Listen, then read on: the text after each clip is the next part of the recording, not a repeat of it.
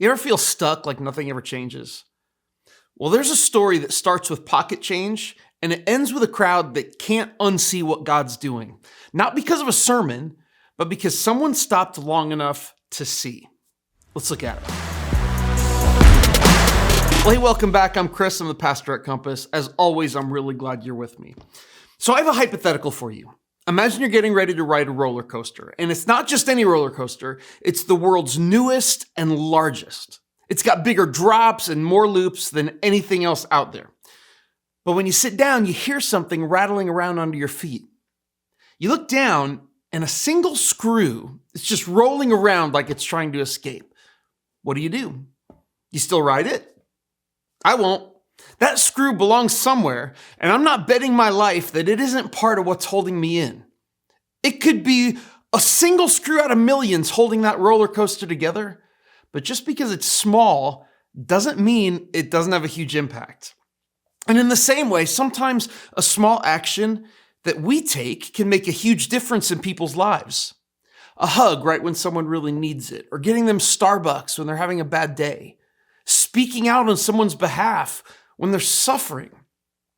Most of us think these small things don't really count. I mean, compared to the problems that we all struggle with, it feels like showing up to a house fire with a squirt gun. But God has this annoying and beautiful habit of turning a small thing into a big thing. Taking one small good deed and spinning it into something huge and transformative. And we're going to find one of these good deeds in Acts 3 and 4. And here's what's wild. This whole story, it starts with a man asking for pocket change, and it ends with a crowd losing their minds. Again, not because Peter preached a sermon, but because Peter stopped long enough to see. And it set off a whole chain reaction that raises some really honest questions that you may be asking. Does God see me when I feel stuck? Can God heal what feels broken in me and in the world? And can anyone really change? Do these questions even have answers? Well, let's look at Acts chapter 3, verse 1. It says that Peter and John went to the temple one afternoon to take part in the 3:00 prayer service. As they approached the temple, a man lame from birth was being carried in. Each day he was put beside the temple gate, the one called the Beautiful Gate, so he could beg from the people going into the temple. Now here, we've got Peter and John, and they're doing what they always do. They're going to 3:00 prayer, following their schedule, their routine. But on their way into the temple courts, they see a lame man who's sitting there begging for money, like he did every day. Every day, someone carried him to the Beautiful Gate, where he went to work asking for coins. And this is his life, right? I mean, he can't work. He has no way to make a living apart from setting up outside the place where people of faith can maybe help him. And this is important because the man isn't new to this scenario. He's not an interruption that no one saw coming. He was a fixture. You know those spots in town, those regular places where people post up their signs asking for help? Well, that's this.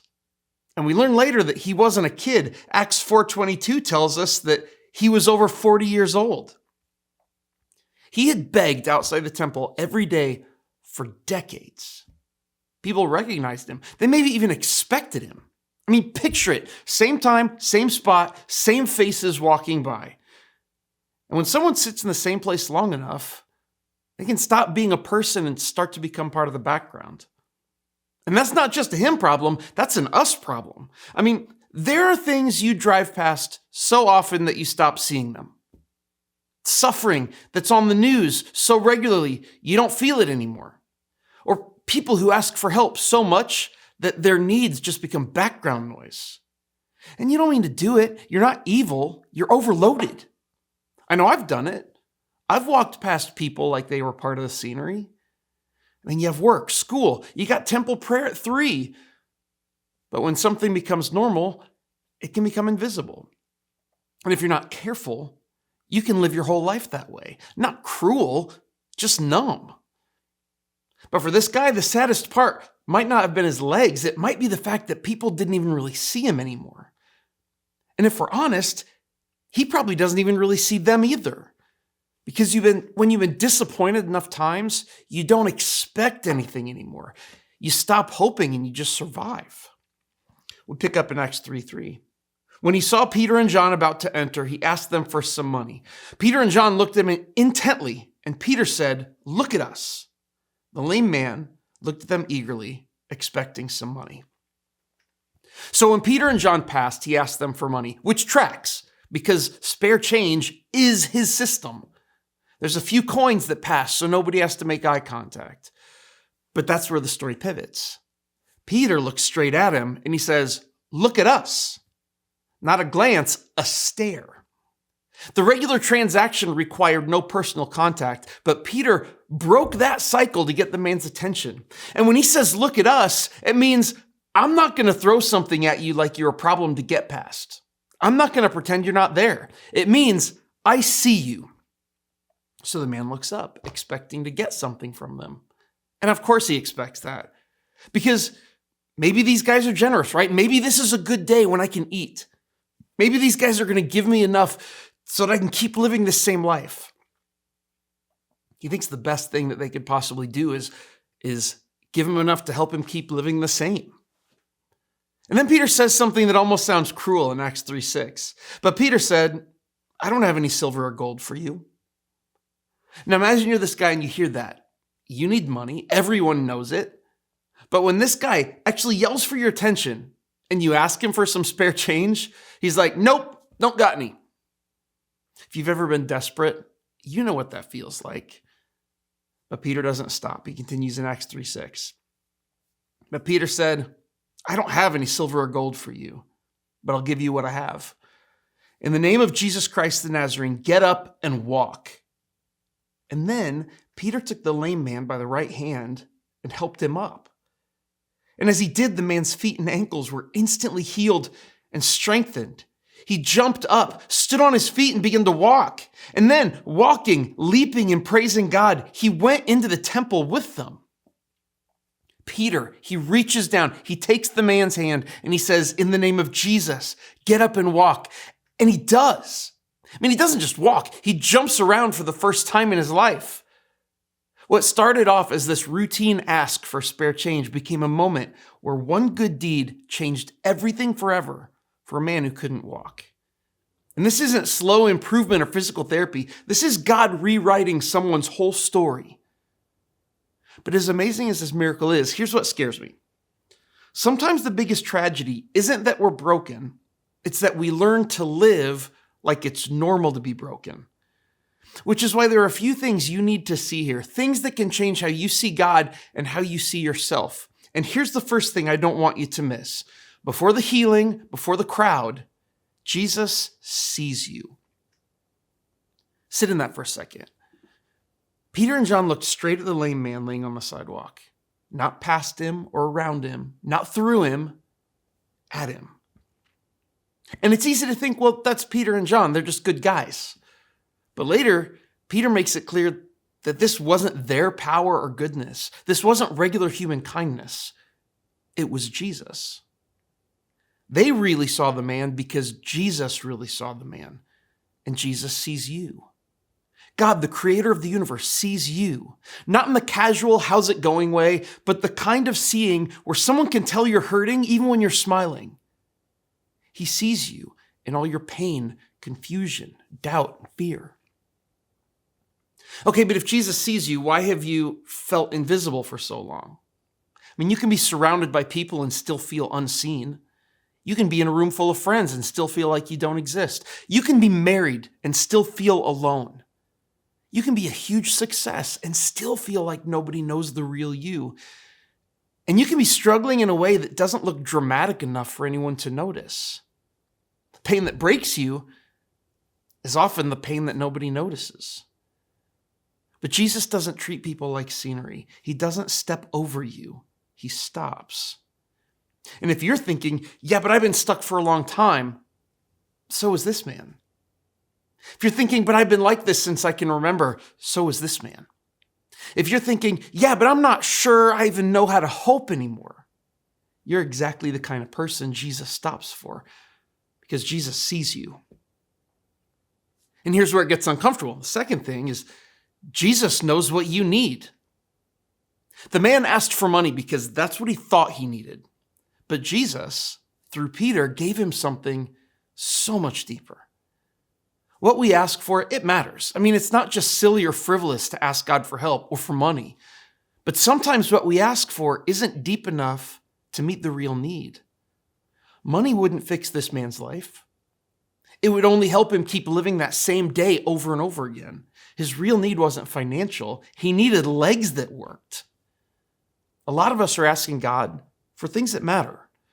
God, help me pay my bills. Make my anxiety go down a notch. Make my marriage less tense. Help my kids behave. Help me not feel so guilty. These are honest prayers, and we should keep praying them. I mean, the man's request for money was exactly the ask that got his real need met. But sometimes the thing you think you need, it's actually too small. Because Jesus came to heal you, not help you manage a broken life, but to restore you. He goes deeper than you were brave enough to ask because Jesus knows what you need, sometimes better than you do.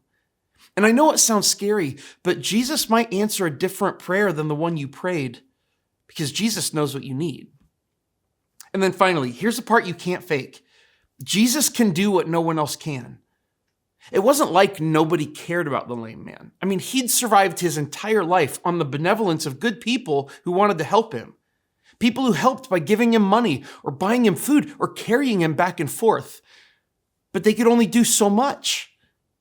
Even Peter, who helped the man up to his feet, acknowledged later that it wasn't him. He explained what happened in Acts 3:16. Peter said this, he said, by faith in the name of Jesus, this man whom you see and know was made strong. It's Jesus' name and the faith that comes through him that completely healed him, as you can all see. See, this wasn't willpower or positive thinking or a motivational speech. It was the power of Jesus. People did what they did to help, but Jesus did what they couldn't. If you're stuck or hurting, there's hope. You may not have the imagination to know what's going to fix things, and neither does anyone else, but Jesus does, and he can do what no one else can. Some things in your life can't be fixed with advice or by trying harder, and they can't be fixed with self-improvement or by just getting your act together. Some things need resurrection power, and that's exactly what Jesus brings. So I want to land this by talking to two groups of people, those who feel stuck and those who are walking past others. For the people who feel stuck emotionally, spiritually, relationally, this is for you. Jesus sees you. He sees you as you are, not where you are, not as a burden or as a disappointment, but as a child he loves. Jesus knows what you need, not just what you want or what would make your life easier. He knows what would make you whole.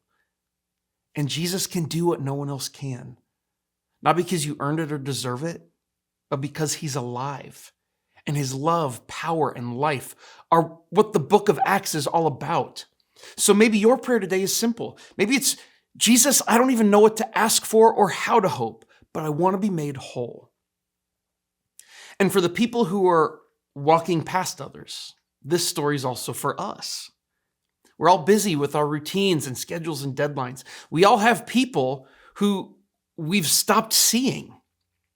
The family member who has problems, the friend who's slowly disappearing, the person in the church lobby who's always fine. What if one good deed is the beginning of someone else's healing? Not because you're powerful, but because Jesus is. All you have to do is be willing to stop and look, because some miracles start by seeing and being seen. Now, I know for some people that the word miracle is problematic. You've seen fake miracles and religious manipulation. People promising healing like it's a vending machine. But the miracle here isn't the point. Miracles did happen in the early church, but they weren't the daily norm. The church was known for their practical benevolence, for giving to the poor, caring for the sick, helping those in need. And that is still crucial behavior for the church today. There are basic things I can do to keep my car running, right? I can put gas in it. I can air up the tires. I'm great at taking it through the car wash. But when something's really wrong, I need someone who actually knows. And that's the point here. We can help in real ways, but some things only Jesus can heal. So here's the move this week. Don't wait until you feel powerful. Start where Peter started, by stopping long enough to actually see people. Ask Jesus to make you whole, even if you don't know what that looks like yet. And then look for the person who maybe you've treated like background noise, and then take a step of kindness. A text, a meal, an unrushed conversation, or a hand on the shoulder. Something small that's done with real attention. Because in the hands of Jesus, small things don't just stay small. He can turn a good deed into a chain reaction and a stuck life into a new story. Jesus sees you. Jesus knows what you need, and Jesus can do what no one else can. Thanks for joining me. I'll see you next time.